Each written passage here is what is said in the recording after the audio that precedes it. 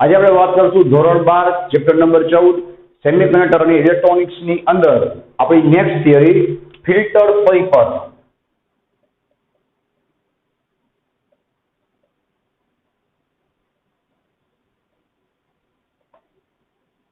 અથવા તો તમે એને કહી શકો છો ફિલ્ટર સર્કિટ। તો એ પહેલા આપણે લાસ્ટ લેક્ચરનું રિવિઝન કરી લઈએ કારણ કે એની જરૂર આ ફિલ્ટર પરિપથની અંદર પડવાની જ છે, બરાબર। તો લાસ્ટ વિડીયોની અંદર આપણે લોકોએ ફૂલ વેવ રેક્ટિફાયર પૂરો કર્યો હતો, બરાબર। પહેલા તો રેક્ટિફાયરનું કામ શું છે તો કે ભાઈ એસી જે વોલ્ટેજ છે એને શું કરે ડીસી વોલ્ટેજમાં કન્વર્ટ કરે।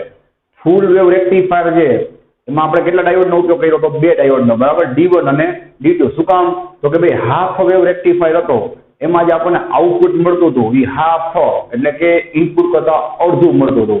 એટલા માટે તો આપણે શું બનાવ્યો ભાઈ 2 ડાયોડનો ઉપયોગ કરી અને ફૂલ વેવ રેક્ટિફાયર બનાવ્યો। હવે 2 ડાયોડ અને એક આપણો લોડ એટલે કે આઉટપુટ અવરોધ અથવા આઉટપુટ રેઝિસ્ટન્સ, બરાબર, એ બધાને તમારે હેન્ડલ કરવા હોય તો તમારે શું કરવું પડે ભાઈ તો કે તમારે સેન્ટર ટેપ ટ્રાન્સફોર્મરનો યુઝ કરવો પડે, બરાબર। એટલા માટે આપણે લોકો ફૂલ વેવ રેક્ટિફાયરની અંદર સેન્ટર ટેપ ટ્રાન્સફોર્મર વાપરતા હતા, બરાબર। અને સેન્ટર ટેપ ટ્રાન્સફોર્મર છે એમાં એના સેકન્ડરી વાઇન્ડિંગમાં કેટલા છેડા હોય 3 છેડા હોય, બરાબર। એક S1 એક S2 અને વચ્ચે સેન્ટરમાં ટેપ કરેલો હોય, જોડેલો હોય, જેને આપણે કહેતા હતા CT એટલે કે સેન્ટર ટેપ, બરાબર। અને પછી એની સાથે D1 અને D2 જોડી અને એને કનેક્ટ કરતા હતા આપણે લોડ અવરોધ RL સાથે। પછી આપણે વાત કરી કે ભાઈ પોઝિટિવ સાયકલ આવે એટલે ઉપર પ્લસ થાય નીચે માઇનસ થાય એટલે એક ડાયોડ છે એ ફોરવર્ડ બાયસ થઈ જાય, બીજી ડાયોડ છે એ રિવર્સ બાયસ થઈ જાય। અને જે ડાયોડ ફોરવર્ડ બાયસ થાય એમાંથી શું થાય ભાઈ પ્રવાહ પસાર થઈ અને આખો સર્કિટનો પાથ શું થાય ભાઈ પરિપથ પૂર્ણ થાય અને લોડ અવરોધમાંથી વિદ્યુત પ્રવાહ પસાર થાય અને ત્યાં તમે આઉટપુટ લેશો તો તમને શું મળશે ભાઈ ડીસી આઉટપુટ મળશે। પછી જેવી નેગેટિવ સાયકલ આવે એટલે શું થાય ઉપર નેગેટિવ થઈ જાય નીચે પોઝિટિવ થઈ જાય અને નીચેની ડાયોડ સુધી ફોરવર્ડ બાયસ એટલે એમાંથી શું થાય પ્રવાહ પસાર થાય અને લોડમાંથી શું મળે તમને આઉટપુટ મળે। એટલે કે ઇનપુટની પોઝિટિવ અને નેગેટિવ બે સાયકલમાં તમને આઉટપુટ મળશે અને એ પાછું તમને પોઝિટિવ બાજુ જ મળશે, રેડી છે। એટલા માટે આપણે એને કહેતા હતા ડીસી આઉટપુટ વોલ્ટેજ। અને બીજી એક આપણે તફાવતની વાત કરી લઈએ, બેઝિક તફાવત। તો તમે શું લખી શકો છો આ પૂછાય તો ભાઈ હાફ વેવ રેક્ટિફાયર છે એમાં એક ડાયોડ વપરાય છે, ફૂલ વેવ રેક્ટિફાયરમાં 2 ડાયોડ વપરાય। હાફ વેવ રેક્ટિફાયર છે ભાઈ એમાં સાદો ટ્રાન્સફોર્મર હોય છે અને ફૂલ વેવ રેક્ટિફાયરમાં સેન્ટર ટેપ ટ્રાન્સફોર્મર હોય છે, બરાબર। પછી હાફ વેવ રેક્ટિફાયર છે એનું આઉટપુટ કેવું છે ભાઈ ઇનપુટ કરતા અડધું છે, અહીંયા તમને આઉટપુટ કેવું મળશે ભાઈ ઇનપુટનું પૂરેપૂરું આઉટપુટ મળશે, બંને સાયકલમાં આઉટપુટ મળશે અને અહીંયા બંનેમાંથી એક જ સાયકલમાં મળશે ને એક સાયકલ શું થશે ભાઈ કપાઈ જશે। હાફ વેવ રેક્ટિફાયર છે ભાઈ એ શું કરે છે પોઝિટિવ સાયકલને જવા દેશે, નેગેટિવ સાયકલને કટ કરશે અને ફૂલ વેવ રેક્ટિફાયર શું કરશે ભાઈ પોઝિટિવ સાયકલને જવા દેશે અને નેગેટિવ સાયકલનું શું કરશે ભાઈ પોઝિટિવમાં રેક્ટિફિકેશન કરી રૂપાંતર કરી અને પછી એને શું કરશે પસાર થવા દેશે। પછી તમે એના બે શું કરી શકો છો વેવફોર્મ એટલે કે ગ્રાફ ડ્રો કરી શકો છો, બરાબર છે, હાફ વેવ રેક્ટિફાયરનો અને ફૂલ વેવ રેક્ટિફાયરનો। એટલે આ રીતે શું થાય 4-5 મુદ્દા બની જાય। અને હજી એક મોસ્ટ ટાઈમથી ઝીંક માટેના મુદ્દાની વાત કરી ખાસ ધ્યાન આપજો એટલે આપણે રિવિઝન કર્યું છે, બરાબર। તો આ પોઈન્ટ ક્યાંક નોંધી લેજો ભાઈ, તફાવતમાં કામ આવશે અને MCQ માં, બરાબર, કે અર્ધ તરંગ રેક્ટિફાયર હોય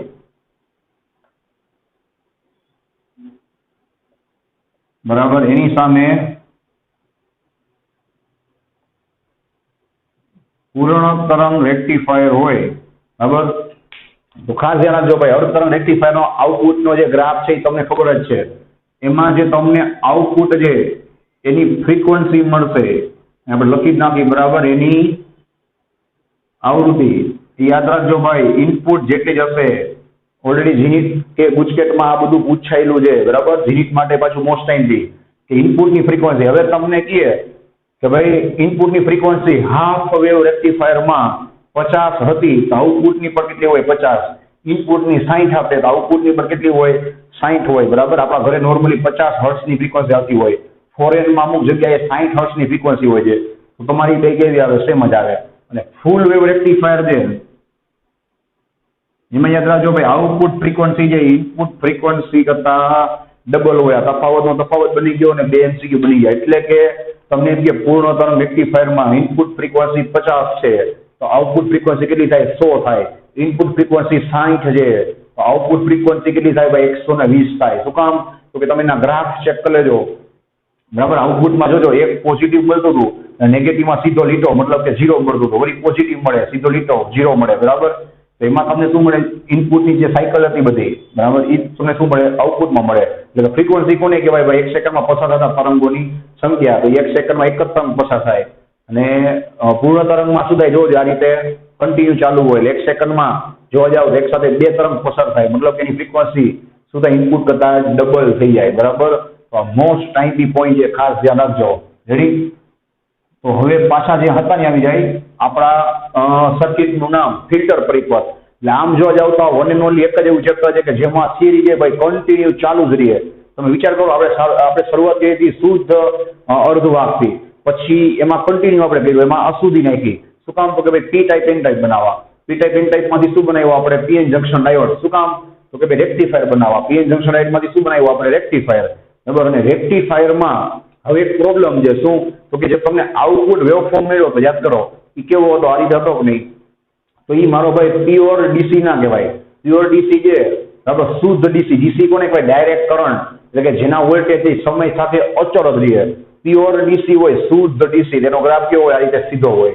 જ્યારે આપણને રેક્ટિફાયરમાં જે આઉટપુટ મળ્યો ને ભાઈ, એ કેવો મળે છે, આ રીતે. યાદ છે?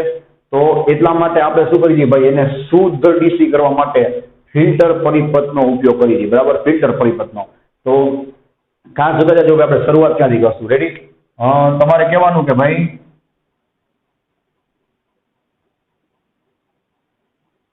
રેક્ટિફાયરમાં મળતો આઉટપુટ, રેક્ટિફાયર પછી અર્ધ તરંગ હોય કે પૂર્ણ તરંગ હોય, હો ભાઈ, બેમાં તમને જે આઉટપુટ મળે છે શુદ્ધ ડીસી નથી મળતો, બરાબર. કેવો છે? અશુદ્ધ છે. એને શું કહેવાય, એની આપણે વાત કરી જ છીએ, બરાબર. એટલા માટે ગમે રેક્ટિફાયર હોય, હાફ વેવ હોય કે ફૂલ વેવ હોય, બધામાં ફિલ્ટર સર્કિટનો ઉપયોગ થાય. એટલે ખાલી ફૂલ વેવ પૂરતી વાત થતી નથી, બરાબર, મગજમાં રાખજો. તો રેક્ટિફાયરમાં મળતો આઉટપુટ એ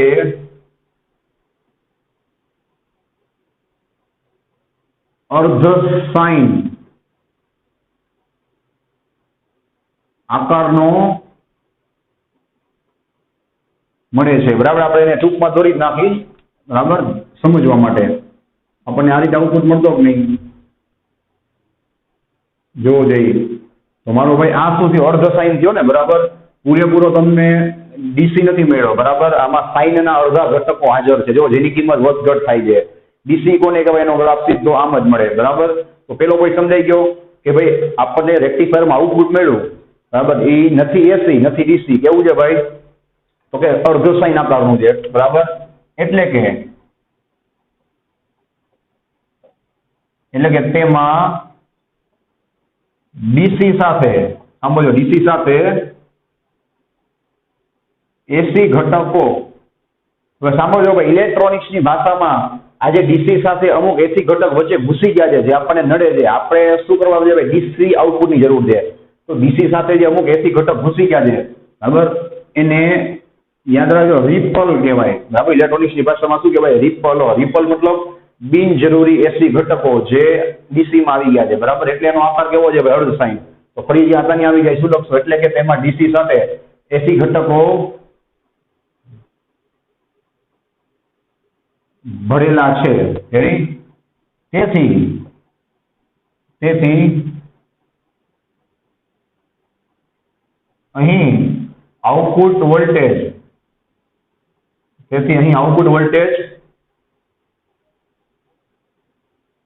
અચળ મળશે નહીં, બરાબર ભાઈ. ચોખ્ખું દેખાય છે, એમાં તમને આઉટપુટ વોલ્ટેજ અચળ નહીં મળે, બરાબર.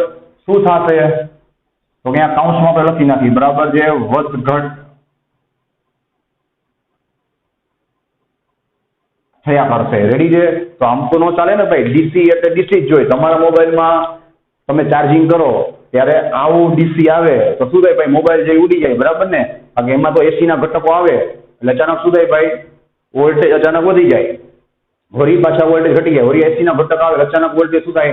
વધી જાય. એને શું કહેવાય? રિપલ કહેવાય. રિપલ મતલબ અચાનક શું થાય ભાઈ? એમાં વધારો આવી જાય. ડીસી વોલ્ટેજ હોય આપણા મોબાઈલમાં કેટલા આવતા હોય? 5 વોલ્ટ આવતા હોય. હવે અચાનક 230 નો એક નાનો ઝર્ક આવે ને, એ નાના ઝર્કને શું કહેવાય? એસી નો રિપલ કહેવાય. આ બધું બુકમાં નહીં હોય એટલે ખાસ વ્યવસ્થિત સમજજો, બરાબર છે.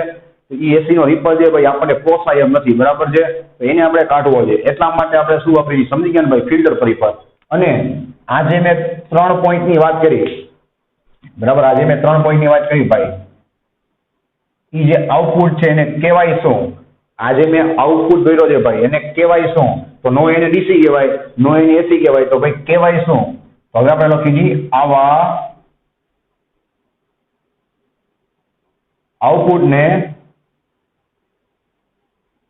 પલ્સેટિંગ, ગુજરાતીમાં એને કહેવાય સ્પંદયુક્ત આઉટપુટ કહે છે. રેડી? ચલો ભાઈ, પલ્સેટિંગ નામ એવું કામ છે, એમાં અમુક પલ્સ રહેલા છે, બરાબર, અમુક સુધી આમાં પલ્સ રહેલા છે, જેને આપણે ગુજરાતીમાં કહીએ સ્પંદયુક્ત આઉટપુટ મળે છે. યાદ રાખજો, મોસ્ટ ટાઈમ એમસીક્યુ બને છે. રેક્ટિફાયર માંથી હવે પરીક્ષામાં પૂછે કે ભાઈ રેક્ટિફાયર માંથી મળતો આઉટપુટ છે એ કેવો હોય, તો તમને લખેલું હોય ડીસી, શુદ્ધ ડીસી અને પલ્સેટિંગ ડીસી. તો તમે યાદ રાખજો, પલ્સેટિંગ ડીસી ટીક કરજો, બરાબર, પલ્સેટિંગ ડીસી. જો તમે ખાલી ડીસી સિલેક્ટ કર્યું તોય ખોટું પડશે, શુદ્ધ ડીસી સિલેક્ટ કર્યું તોય ખોટું પડશે. શું આન્સર આવે? Pulsating DC. અને તમને એમ કે આ કે નોટ ડાઉન કરી લેજો ભાઈ, તમને એમ કે ફિલ્ટર પરિપથમાંથી મળતો આઉટપુટ કેવો હોય, તો તમારે કહેવાનું કે ભાઈ શુદ્ધ ડીસી હોય, બરાબર. રેક્ટિફાયર માંથી મળતો આઉટપુટ કેવો છે ભાઈ? અર્ધ કચરો છે, મતલબ કે અડધું ડીસી છે ને અડધું એમાં એસી નામનો કચરો મિક્સ થઈ ગયો છે, બરાબર, એટલે એને પલ્સેટિંગ ડીસી કહેવાય. ખાસ યાદ રાખજો. રેડી? એટલે પલ્સેટિંગ આઉટપુટ કહેવાય. નેક્સ્ટ, હવે આપણે શું કરીએ ભાઈ, ફિલ્ટર પરિપથનો જે આપણે ક્વેશ્ચન લખ્યો છે ભાઈ, બરાબર, એને આપણે લોન્ચ કરી જોવો જોઈએ કે આ પલ્સેટિંગ ડીસી ને, જે આ પલ્સેટિંગ ડીસી છે ભાઈ, ડીસી ને શુદ્ધ ડીસીમાં રૂપાંતર કરતી રચનાને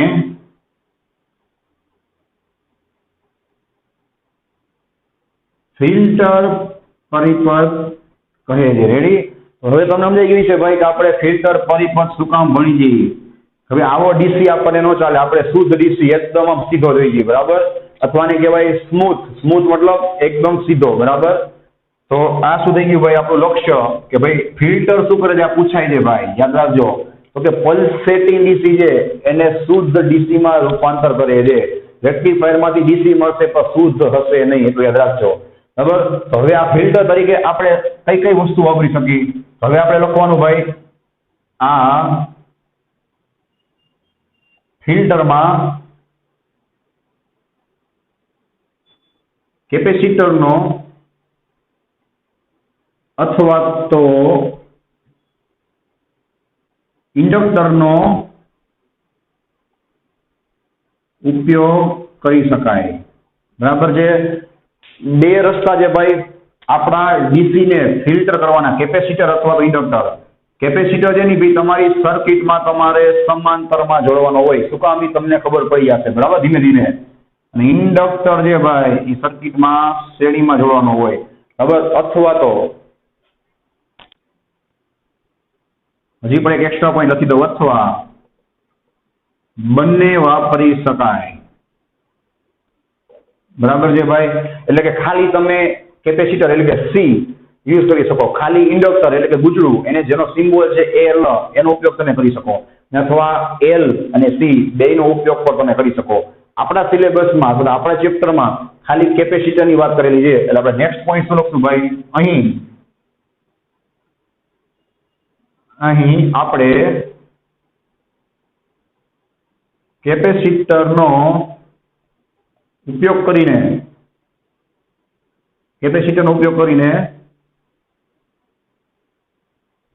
ફિલ્ટર પરિપથ બનાવીશું. રેડી? ને છેલ્લો પોઈન્ટ, આ પરિપથને કેપેસિટર ઇનપુટ ફિલ્ટર કહે છે, બરાબર. તો આ હવે કેપેસિટર ઇનપુટ ફિલ્ટર શું કામ કહેવાય સમજાઈ ગયું ભાઈ? કારણ કે આમાં આપણે કેપેસિટરનો યુઝ કરશું. અને ખરેખર આને શું કહેવાય ભાઈ ખબર છે? સાચું નામ એનું, હજી એનું સાચું નામ શું છે ખબર છે? સમાંતર કેપેસિટર ઇનપુટ ફિલ્ટર. શું કામ?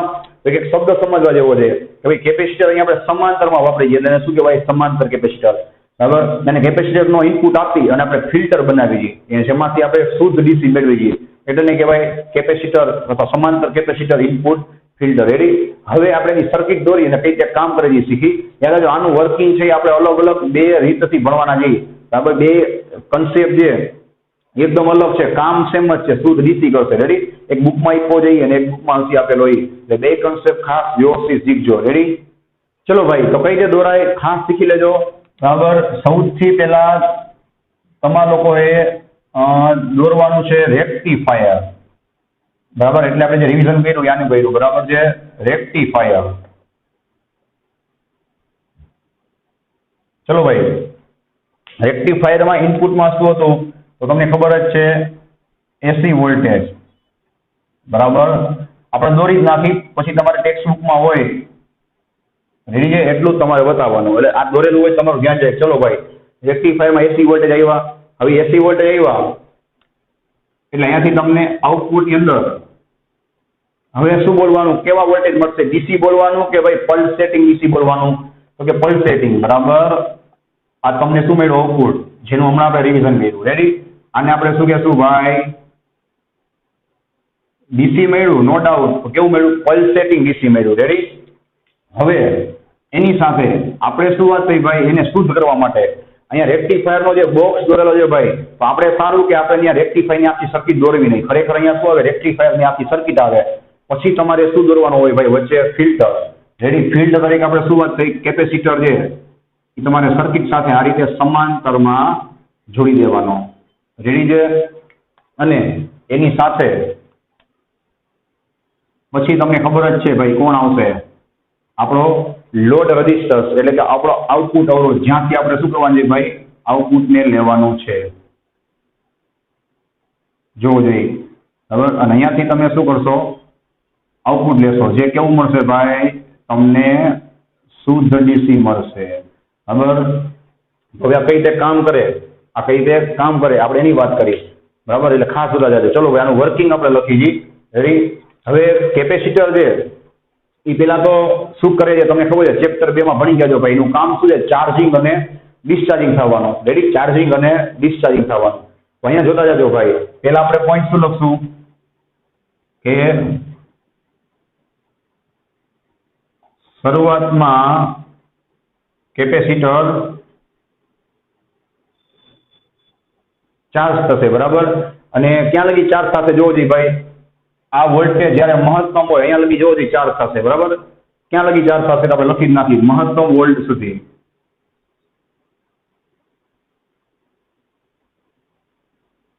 મહત્તમ વોલ્ટેજ સુધી. કોના મહત્તમ વોલ્ટેજ સુધી? આજે આઉટપુટ મળ્યું એ આને મળશે, એના મહત્તમ વોલ્ટેજ સુધી. એ કેટલા થાય? ચલો અહીંયા તમને ટીક જ કરી દઉં. આટલા થાય મહત્તમ વોલ્ટેજ સુધી. હવે નેક્સ્ટ પોઈન્ટ, જો RL જોડેલ ના હોય ભાઈ, અહીંયા RL જોડેલો જ છે, આ તો બુકમાં પોઈન્ટ આપ્યો છે એટલે આપણે લખવો પડે. બરાબર છે. જો RL જોડેલ ન હોય તો કેપેસિટર મહત્તમ વોલ્ટેજ સુધી ચાર્જ રહેશે. રેડી ભાઈ. હવે સિમ્પલ વાત છે, અહીંયા તમે અવરોધને ના જોડો તો કેપેસિટર થી બચાડો ફૂલ ચાર્જ તો થઈ જાય, પછી ડિસ્ચાર્જ કેમ થાય? ડિસ્ચાર્જ થવા માટે સર્કિટ તો પૂરી થવી જોઈએ ને ભાઈ. ડિસ્ચાર્જ થવા માટે એની સાથે કોકનું કનેક્શન તો હોવું જોઈએ કે નહીં? અવરોધ હોય ને તો શું થાય? અવરોધમાંથી પોતાનો કરંટ છે એ પસાર કરી અને ડિસ્ચાર્જ થાય. અવરોધનું કામ શું છે ભાઈ? એ ઉર્જાનો વ્યય કરશે, જ્યારે કેપેસિટર શું કરશે ભાઈ? ઉર્જાને બચાવશે, એનો સંગ્રહ કરશે. એટલે કેપેસિટર ચાર્જ ડિસ્ચાર્જ થાય, અવરોધ કોઈ દી ચાર્જ ડિસ્ચાર્જ થાય ન થાય. એટલે કેપેસિટર છે એ પોતાની ઉર્જા શું કરે? અવરોધમાંથી વેડફી નાખે. અવરોધ જોડેલો જ ન હોય તો એના વોલ્ટેજ કેવા રહેવાના ભાઈ? એકવાર ચાર્જ થઈ જાય પછી મહત્તમના મહત્તમ રહેશે, ખાલી જ નહીં થાય. હવે આપણે કહેશું જે તમને દેખાઈ જાય. બરાબર, પણ જો લોડ અવરોધ RL જોડેલો હોય તો ચલો ભાઈ, ઉપર ધારો કે પ્લસ હોય, નીચે માઇનસ હોય, તો કેપેસિટર શું થાય? પ્લસ માંથી જો આ રીતે ડિસ્ચાર્જ થાય ત્યારે આ લોડ માંથી આ રીતે પ્રવાહ પસાર થાય કે નહીં? ચેક કરી લો. ડિસ્ચાર્જ થાય એટલે પ્લસ માંથી પ્રવાહ પસાર થાય કે નહીં? જોવો જોઈએ. જો RL જોડેલો હોય તો કેપેસિટર શું થશે ભાઈ? ડિસ્ચાર્જ થશે. અને કેપેસિટરની માહિતી તમને હોવી જોઈએ. ભાઈ કેપેસિટરનું મહત્વ શું છે કે ન તો ફટાફટ ચાર્જ થાય, ન ફટાફટ ડિસ્ચાર્જ થાય. કેપેસિટર ધીમે ધીમે શું થશે ભાઈ, ચાર્જ થશે, અને ધીમે ધીમે શું થશે યાદ રાખજો, ડિસ્ચાર્જ થશે ચળ ઘાતાંકીય રીતે. એક સેકન્ડમાં ફટ દેતા કઈ ડિસ્ચાર્જ નહીં થઈ જાય, બરાબર. એટલે કેપેસિટર શું થશે ભાઈ, ધીમે ધીમે ડિસ્ચાર્જ થશે, એનો ગ્રાફ એમ ફટ દેતા નીચે નહીં ઉતરી જાય, બરાબર. નેક્સ્ટ પોઈન્ટ શું લખ્યું ખબર પડી ગઈ ભાઈ, આરએલ જોડેલો હોય તેમાંથી કેપેસિટર ડિસ્ચાર્જ થશે. રેડી. હવે આપણે નેક્સ્ટ પોઈન્ટની વાત કરી, બરાબર, કે અહીંયા એક તમારે લાઈન યાદ રાખવાની આવશે, ખાસ ધ્યાન રાખજો. એ પણ લાઈન બુકમાં પરફેક્ટ રીતે સમજાવેલી નથી, ખાસ ધ્યાન રાખજો, બરાબર. કેપેસિટરના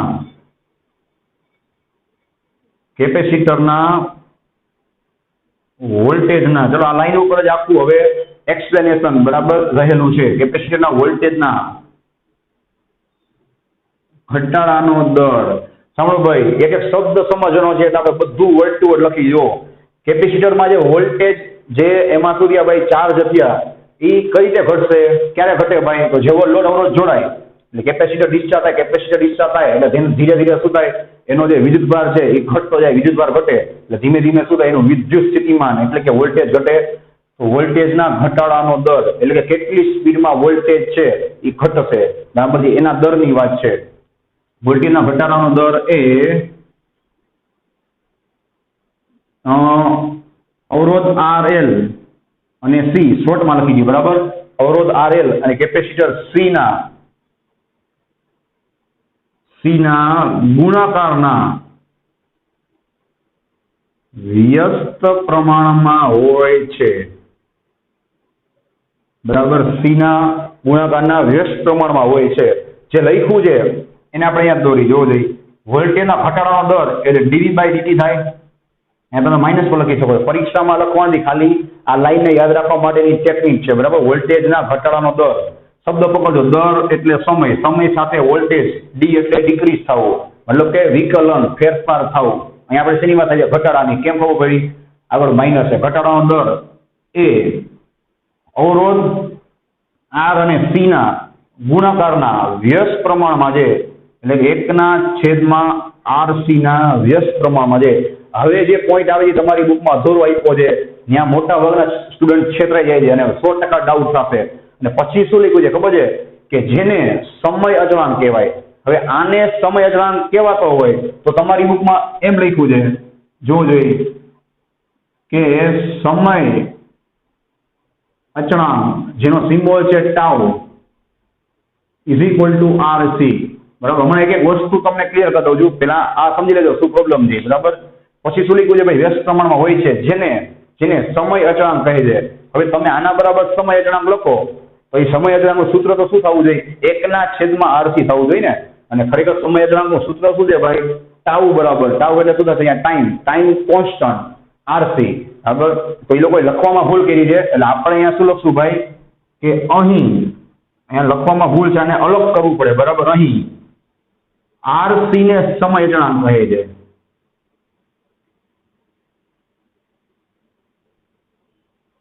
બરાબર ભાઈ. RC ને શું કહેવાય, સમય અચળાંક કહેવાય. એ લોકોએ લખ્યું છે જેને સમય અચળાંક કહે છે, એટલે જેને એટલે કોને, આ ઘટાડાના દરને નહીં, RC ને સમય અચળાંક કહેવાય. ત્યાં શું છે ભાઈ, એમાં ભૂલ અથવા તો અધૂરી માહિતી આપેલી છે. રેડી. તો ખબર પડી ગઈ ભાઈ.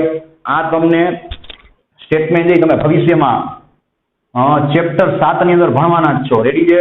તો અત્યારે તમે યાદ રાખવાનું છે ભાઈ, કે વોલ્ટેજના ઘટાડાનો દર R અને C ના ગુણાકારના ચોખ્ખું દેખાય છે, વ્યસ્ત પ્રમાણમાં હોય.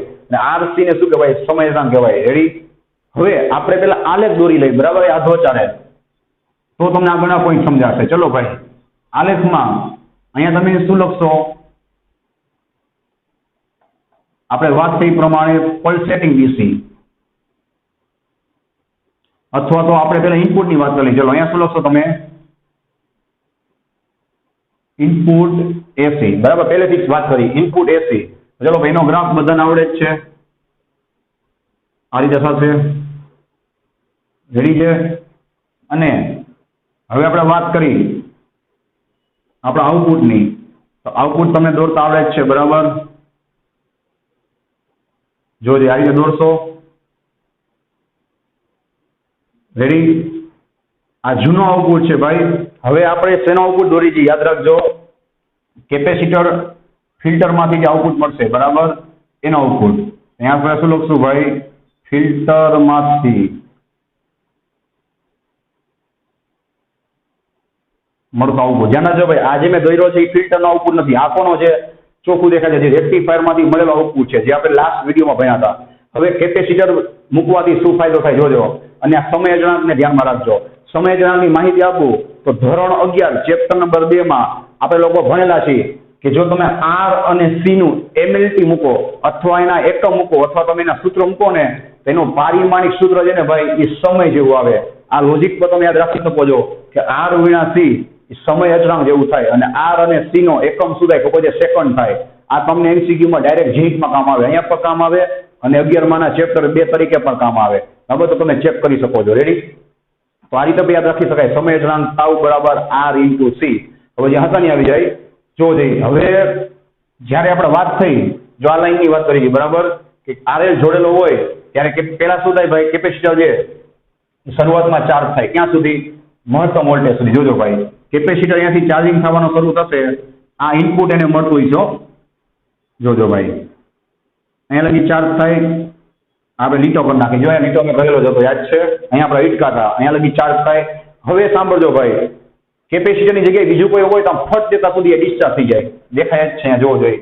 કેપેસિટર જઈ ફૂલ ચાર્જ થયો પછી ધીમે ધીમે ડિસ્ચાર્જ થાય. હવે છે ને તમને સમજાશે ભાઈ કે આ વોલ્ટેજના ઘટાડાનો દર છે, આ પોઈન્ટને વચ્ચે આપણે શું કામ ઘૂસેડી હતી બરાબર, કારણ કે આ પોઈન્ટ શું કહેવા માંગે છે કે વોલ્ટેજ કેટલો ઘટશે ધીમેથી બરાબર, અથવા તો ફાસ્ટ ફટાફટ, એ કોના ઉપર નક્કી થશે ભાઈ, 1/RC ઉપર બરાબર. હવે જોવો જોઈએ, વોલ્ટેજ જેટલો ધીમે ધીમે ઘટે ને એટલું સારું. શું કામ, તો તમને બતાવજો. હવે કેપેસિટર ડિસ્ચાર્જ થાય એટલે સાંભળજો, આમ ફટ દેતા નીચે ન ઉતરી જાય બરાબર. ક્યારે નીચે ન ઉતરે ફટ દેતા, કે ભાઈ જ્યારે આ ઘટાડો છે બરાબર એ બહુ ફટાફટ ન થાય તો ધીમે ધીમે કેપેસિટર જોજો આ રીતે શું થશે, સાંભળજો, ડિસ્ચાર્જ થશે. જો આ રીતે બરાબર, આમ ફટાફટ નહીં થઈ જાય, ધીમે ધીમે ડિસ્ચાર્જ થશે. ધીમે ધીમે ડિસ્ચાર્જ થઈ ઝીરો થવા જાય એ પહેલા ફટાફટ એને શું મળે, પોઝિટિવ સાયકલ મળી જાય કે નહીં, પોઝિટિવ સાયકલ મળે એટલે પાછો શું થાય જોવો જોઈએ, પાછો સુધી આ રીતે ચાર્જ થઈ જાય. જો બરાબર, ચાર્જ થાય પછી શું થાય, પાછો અવરોધમાંથી ડિસ્ચાર્જ થાય. શું કામ ડિસ્ચાર્જ થાય, તમારું ધ્યાન હોવું જોઈએ. જોવો જોઈએ, અહીંયાથી વોલ્ટેજ ઘટે છે જો બરાબર, એટલે શું થાય, ડિસ્ચાર્જ થાય. ડિસ્ચાર્જ થાય એટલે આ રીતે થશે. જોવો જોઈએ, ધીમે ધીમે ધીમે ધીમે થશે. એ કોના ઉપર આધાર રાખશે, હજી એકવાર કહું છું, આ dV/dt ઉપર. આપણે વોલ્ટેજના ઘટાડાનો દર છે એ ઓછો જ રાખવાનો, એટલે શું થાય, ધીમે ધીમે વોલ્ટેજ ઘટે. જો વોલ્ટેજના ઘટાડાનો દર વધારે રાખો તો શું થાય, ફટ દેતા વોલ્ટેજ ઘટી જાય. તો આ ગ્રાફ છે ને એ સાવ નીચે વહી જાય, અને આ ગ્રાફ જેટલો નીચે ઓછો જાય એટલું સારું. શું કામ, તો જોજે હવે તમને જે આઉટપુટ મળે છે એ લગભગ તમને કેવું દેખાય છે, આ રીતે બરાબર. અને ખરેખર આઉટપુટ કેવું હોવું જોઈએ, આ રીતે સીધું. તો 100% સીધું તો કોઈ તાકાત જ નથી મળે. તો આ આઉટપુટ છે એ 100% શુદ્ધ ડીસી નું છે, આદર્શ રીતે આપણને કેવું મળશે ભાઈ, આવું મળશે. તોય આના કરતા તો સારું ને ભાઈ, આની નજીકમાં વધારે કોણ છે, આ કે આ જો આ છે. હવે આ જ ગ્રાફ છે, જો ચાર્જ થઈને આમ એકદમ આટલો બધો ઉતરી જાય, પછી વળી ચાર્જ થાય વળી આટલો બધો ઉતરી જાય. હવે તમે જ કહો ભાઈ આમાંથી કયું સારું, ફટાફટ છે એના વોલ્ટેજ ઘટે, આ ફટાફટ વોલ્ટેજ ઘટ્યા, ના ધીમે ધીમે વોલ્ટેજ ઘટ્યા. તમે જ હવે નક્કી કરો જોઈએ વધારે કયું સારું, આ કે ભાઈ આમાં વોલ્ટેજ છે એ ધીમે ધીમે ઘટવા જોઈએ. સમજાણું? એટલા માટે આપણે શું કરાય, વોલ્ટેજના ઘટાડાનો દર જેટલો ઓછો હોય એટલું સારું. હવે આ ઓછું ક્યારે મળે, તો પરીક્ષામાં પૂછાય તમારે કહેવાનું આર અને સી મોટા હોય તો, આર અને સી મોટા હોય તો બરાબર છે. એનો પોઈન્ટ હવે આપણે લખશું. વળી ગઈ, વળી જોવો જોઈએ વોલ્ટેજ જેવા ઘટવા આવે ત્યાં પાછી જોવો જોઈએ પોઝિટિવ સાયકલ છે બરાબર, એ શું બતાવે, અહીંયા લગી વોલ્ટેજ પાછા વધ્યા, હવે અહીંયાથી પાછા શું આ રીતે ઘટે. એટલે ફાઇનલી તમને આઉટપુટ શું મળે, આ રીતે જોવો જોઈએ મળશે. તો આ શું થઈ ગયો ભાઈ, ડીસી ની સાવ નજીક થઈ ગયો બરાબર. તો આને આપણે શું કહી શકીએ, રેડી ને બરાબર, શુદ્ધ ડીસી. હવે જ્યાં ત્યાં આવી જાય, રેડી. આપણે અહીંયા અટકા છીએ કે ચલો ભાઈ, એનો મતલબ કે વોલ્ટેજના ઘટાડાનો દર લખી જ આપું, આ પોઈન્ટ બુકમાં નહીં કોઈ બરાબર, વોલ્ટેજના ઘટાડાનો દર ઓછો હોય તેમ સારું. શું કામ, એની તમે બહુ ડિટેલમાં સમજાયું બરાબર. ભાઈ ધીમે ધીમે વોલ્ટેજ ઘટે તો આપણો ફાયદો છે કે કેપેસિટર ધીમે ધીમે શું થાય, ડિસ્ચાર્જ થાય. ધીમે ધીમે ડિસ્ચાર્જ થાય ત્યાં વરી સુધાય આ સાયકલ છે એનો પોઝિટિવ ભાગ આવી જાય, વરી સુધાય કેપેસિટર ચાર્જ થવા માંડે, વરી જેવો ધીમે ધીમે ડિસ્ચાર્જ થાય ત્યાં પાછો શું થવા માંડે, ચાર્જ થવા માંડે, બરાબર. તો તમારો આઉટપુટ છે એ શું મળશે, ડીસી ની એકદમ નજીક મળશે. રેડી. હવે ચલો ભાઈ, વોલ્ટેજના ઘટાડાનો દર ઓછો હોય એમ સારું. હવે વોલ્ટેજના ઘટાડાનો દર તમને ઓછો ક્યારે મળે, અહીંયા જોવો જોઈએ કે આરસી વધારે હોય તો, બરાબર. એનો મતલબ અહીંયા શું લખવાનું ભાઈ, મતલબ આરસી વધુ હોય તેમ સારું. હવે બુકમાં પોઈન્ટ આપવો છે એ લખી, બરાબર, કે આરસી વધારવા માટે સી કેપેસિટર સી ની કિંમત વધુ હોય તેમ સારું, બરાબર ને ભાઈ. સી ની કિંમત વધારે હોય જો જઈ એટલે જવાબ કેવો મળે, ઓછો મળે, એટલે કે દર કેવો મળે, ઓછો મળે, એટલે કે ધીમે ધીમે વોલ્ટેજ સુધાય ઘટે. અને સી ની કિંમત વધારે હોય તેમ સારું. એ પોઈન્ટ પરીક્ષામાં પૂછાય છે કે કેપેસિટર ફિલ્ટરની અંદર સી ની કિંમત કેવી પસંદ કરવામાં આવે છે, ખૂબ જ વધારે, યાદ રાખજો. ખૂબ જ વધારે પસંદ કરો એનો મતલબ કેપેસિટર જે ભાઈ ધીમે ધીમે શું થાય, ડિસ્ચાર્જ થાય, ધીમે ધીમે ડિસ્ચાર્જ થાય, બરાબર. અને સી વધારે હોય તેનો મતલબ સમય અચળાંક કેવો થાય ભાઈ, વધારે થાય. જોઈ લેજો, સમય અચળાંક શું થાય, વધારે થાય. આ યાદ રાખવાનું, બરાબર. તો સી ની કિંમત વધુ હોય તેમ સારું. તો અહીંયા તમારું શું થાય ભાઈ, ફિલ્ટરનું કામ પૂરું થાય. કે આ રીતે શું થાય ભાઈ, હવે આપણે ઊંધા ચાલીએ કે ભાઈ જેમ સી વધારે હોય તેમ સારું, એવો તમારે કેપેસિટર સિલેક્ટ કરવાનો. એનાથી થાય શું ભાઈ, કે સમય અચળાંક વધારે મળે. સમય અચળાંક વધારે મળે તો આ શું છે, વ્યસ્ત પ્રમાણમાં છે. સમય અચળાંક વધારે હોય તો વોલ્ટેજનો ઘટાડો કેવો થાય ભાઈ, ધીમે ધીમે થાય. એટલે વોલ્ટેજ ધીમે ધીમે ઘટે, બરાબર. તો તમારો આઉટપુટ છે શું મળે તમને, શુદ્ધ ડીસી ની સાવ નજીક મળશે, બરાબર છે. એટલા માટે આપણે શું કરી ભાઈ, કેપેસિટર છે એનો ઉપયોગ કરી છે. રેડી. હવે આ જ થિયરી છે, આ જ કન્સેપ્ટ આપણે બીજી રીતે સમજી, બરાબર. ચલો ભાઈ, હવે આ જ કન્સેપ્ટ આપણે ભણી બીજી રીતે. હવે જે સૂત્ર લખવું છે ચેપ્ટર 7 માં આવશે, પણ તમને ક્યાં ત્યારે વાંધો નહીં આવે, બરાબર છે, ઓટોમેટિક આવી જશે, નો ડાઉટ. ચલો ભાઈ, અહીંયા આપણે લખી કે ભાઈ આજે કેપેસિટર આપણે વાપરો છે એ સમાંતરમાં શું કામ છે, એની કિંમત વધારે શું કામ રખાય, એનો બીજો રસ્તો આપણે ઉપયોગ કરી, બરાબર. જોજો ભાઈ, હવે ઓલું જૂનું છે એ બધું ભૂલી જવાનું. આના બધા જે પ્રૂફ છે એ પાછા અલગથી આવશે, બરાબર. અને બે મેચિંગ જ થશે. કેપેસિટરનો બુકમાં આ વસ્તુ નહીં આપી દેવાય, બરાબર. રિએક્ટન્સ કયો, રિએક્ટન્સ અથવા એને કહેવાય ઇમ્પેડન્સ. હવે રિએક્ટન્સ ઇમ્પેડન્સ શું છે ભાઈ, એ ખાલી સમજવા માટે યાદ રાખજો. એક પ્રકારનો અવરોધ છે, બરાબર. બહુ ડિટેલમાં અત્યારે આપણે વાત નહીં કરી.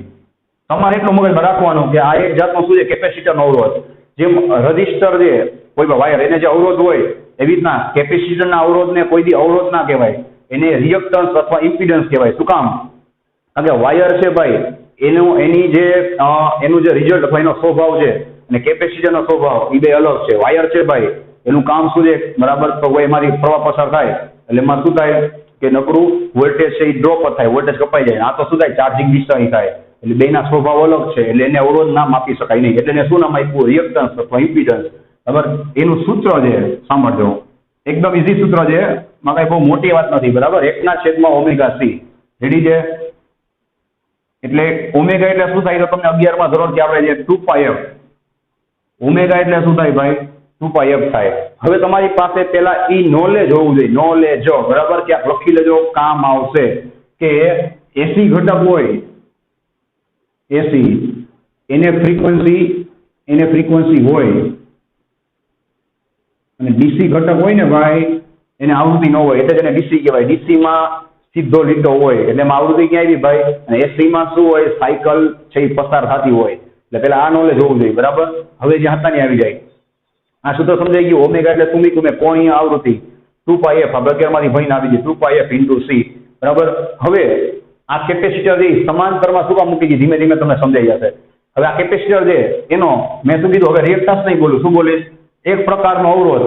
એનું સૂત્ર શું છે, 1/2 બરાબર. હવે તમે જ કહો છો ભાઈ, આપણે ડીસી ની વાત કરી,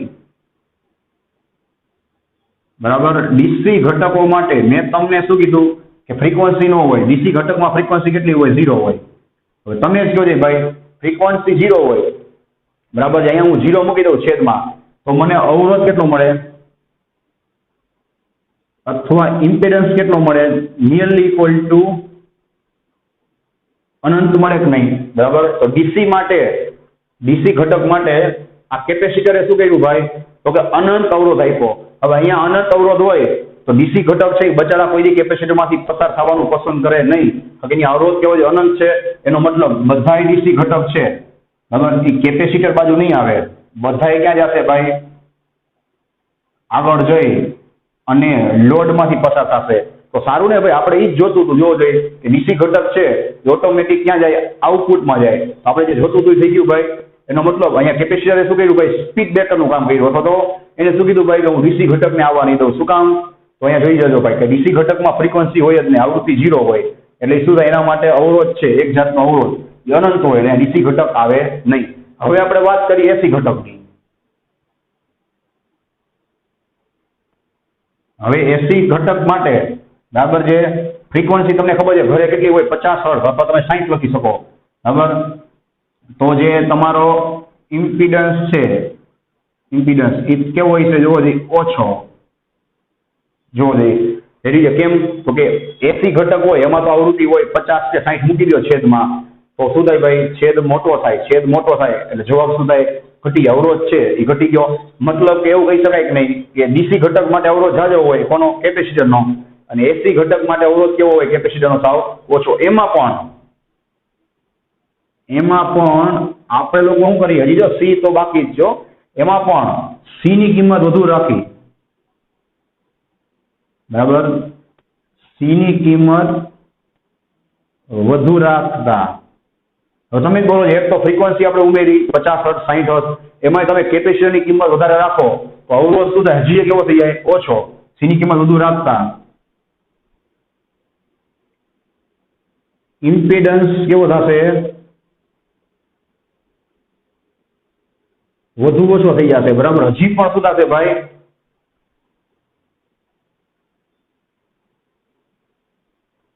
વધારે પડતો ઓછો થઈ જશે બરાબર.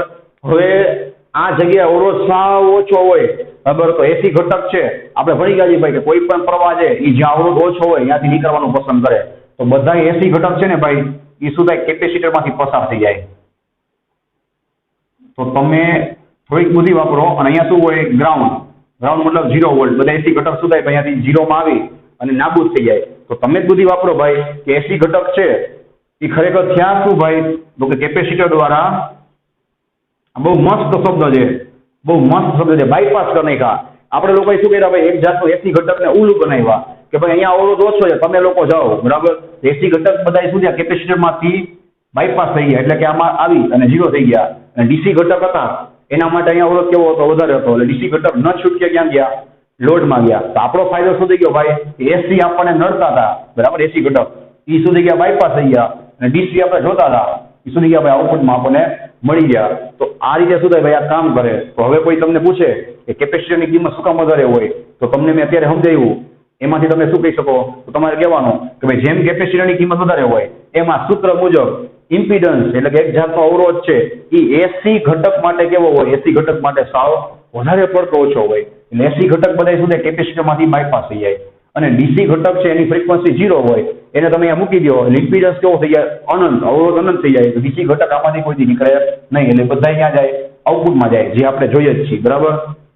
તો આ રીતે શું કરે ભાઈ, આ વસ્તુ કામ કરે. હવે તમે ઊંધું વિચારો કે જો આ કેપેસિટર આપણે શ્રેણીમાં મૂક્યો હોત તો શું થાય, તો બધા એસી છે ને ભાઈ ઉલટાના તમને મળત અને ડીસી બધા શું થાય, બ્લોક થઈ જાય. કારણ કે ડીસી જતા કોઈ જવાનું દે.